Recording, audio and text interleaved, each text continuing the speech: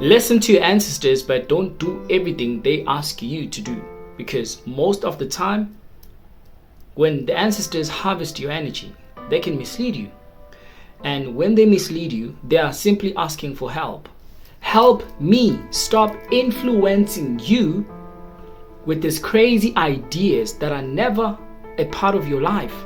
That's what an ancestor does when they harvest your energy, right? Your ancestors are inside of your DNA. That's how they are living. And I want to answer to the people who say that ancestors are dead. Your ancestors that are part of you in this world, the moment when you become absent, because death is not real, right? There's no such thing as death. It is never real. You just become absent from this planet for some time, right? You are activating your ancestors because you're living right now. They are your DNA, all of them. I'm talking about millions of years of ancestors that has ever lived. They're inside of your DNA, okay? Now, if your ancestor asks you of something, you have to look deep into it, right? Remember that part of your ancestors have like a lot of pain. They still need to heal, and harvesting you, they can do that, right? They can do that. So not everything that your ancestor tells you to do, you just quickly do it. You don't do that. Like you can say that in the family we had a witch person who practiced that badly. Good riddance. They are dead. Hell no. They are still part of your DNA, whether you like it or not. Now, what happens most of the time, if you're not strong enough, that DNA will rise inside of you or in one of your children, and it actually continues, right? That is why they usually talk about the curses from generations to generation. The reason why we're having curses from generation to generation is because nobody is willing to alleviate all of that pain or anything that is like a negative thing that might have happened or transpired to that ancestor.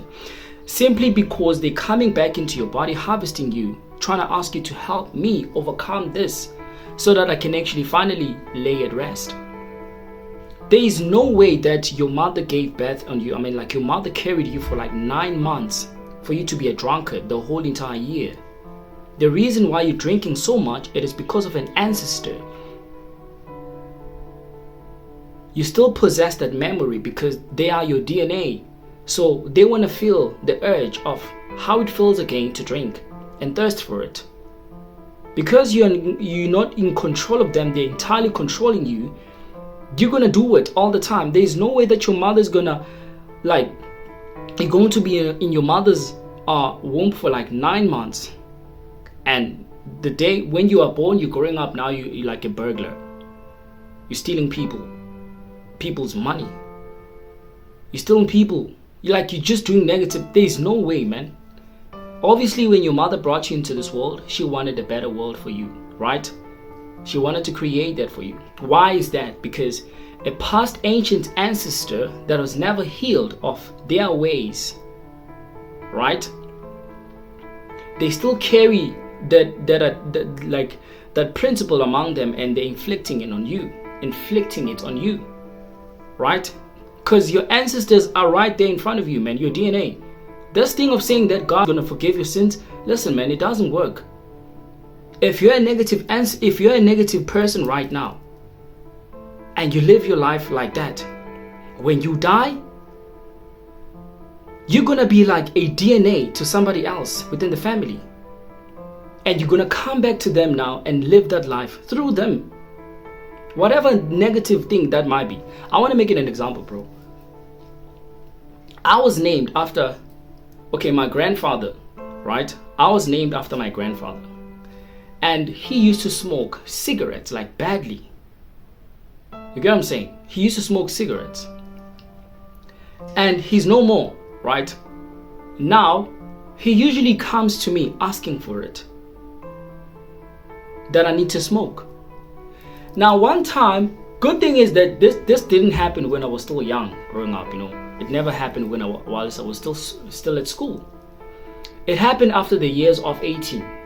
18, 19, around there, I would actually feel the urge. Not that I wanted to smoke. I would actually feel the urge that I want to smoke, until I had to actually come into this reality and meeting with him, telling me that he used to smoke and he wants it. So I made an agreement with him. Just because he's my ancestor doesn't mean that whatever he tells me I must actually quickly do it. I don't do that. See me, I'm a type of a person, bro. Like, I don't like being told what to do. I don't care if you're God. I don't care if you're Satan. I don't care if you're holy or whatever. I don't care if you're my parent. I don't like being told what to do. And that's final. It's not disrespect. It's knowing what I want. Right? So I had to make an agreement with him. No problem. I'm going to smoke once or twice a year. Not more than that. Take it or leave it. If you don't want to take it, then I'm never touching the cigarette. And that was an agreement, man. Why? I'm healing him of the past trauma, or I'm healing him of the past habit he once had. So that when time goes on, that doesn't actually become like a burden on him in my DNA. You get what I'm saying? That's how you control or alleviate your ancestors, man, from the past pain or whatever that is that they went through, or whatever that is that they practiced. Right?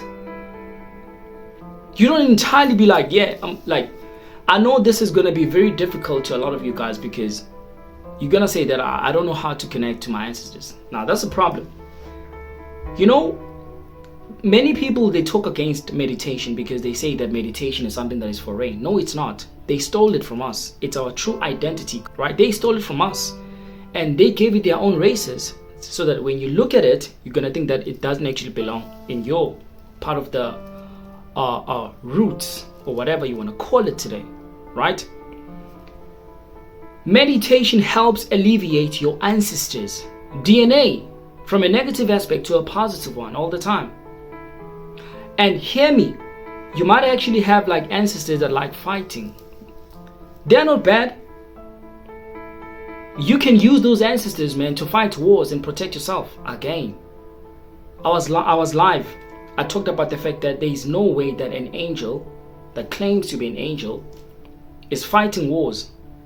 What does an angel have to do with fighting wars if they are pure in purity? Those are the different class of, we can call angels perhaps, that are more like negative, right, from a lower root chakra, that can be able to fight wars for you and protect you. Now we're talking something real. Your angels have nothing to do with anything that has to do with the fight or killing somebody for you just because they wronged you. True angels, if you want to call them as such, which in my world is a high frequency vibration.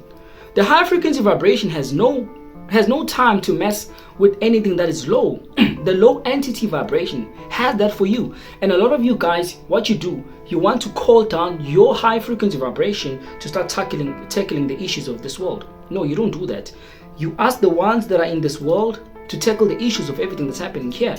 Those that are there need to stay there for you to be at a high vibration all the time, which you'd like to call angels. So there's no way that an angel has time to fight wars. No. Remember that your angel has to be positive. It maintains its purity form all the time. What business does it have to do with anything that is negative? Right? So when you come to these energies, man, you have to train your ancestors, teach them of the new ways that you're living in this world.